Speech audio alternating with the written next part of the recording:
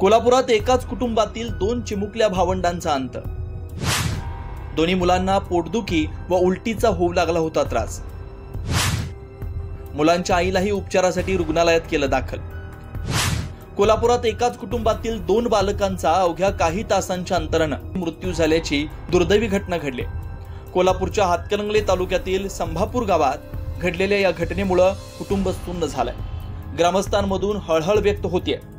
संभापूर येथील पोवार मळ्यात राहत असलेल्या पोवार कुटुंबियांमधील सागर पोवार यांना 4 वर्षे विराज, 6 वर्षे वरद अशी 2 मुलं होती। दोन्ही मुलांना पोटदुखी व उलटीचा त्रास होऊ लागल्यानं मंगळवारी पेठ वडगाव येथील खाजगी रुग्णालयात उपचार घेतले होते।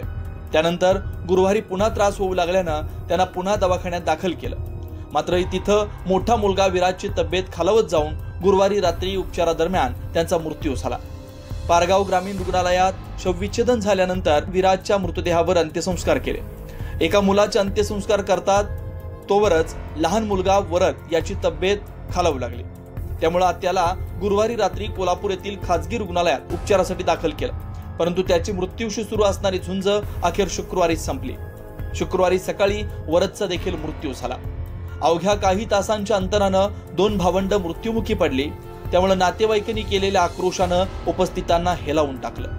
दोन्ही मुलांच्या मृत्यूबाबत वैद्यकीय क्षेत्रात संभ्रमावस्था निर्माण झाली असून व्ही-शेरा अहवाल आल्यानंतरच मृत्यूचं कारण स्पष्ट होणार आहे। दरम्यान या दोन्ही मुलांची आई पूजा सागर पोवार यांनाही कोल्हापूर येथे उपचारासाठी दाखल केलं होतं। सध्या त्यांची प्रकृती स्थिर आहे। तर या घटनेमुळे संभापूरसह परिसरात हळहळ व्यक्त होतीये।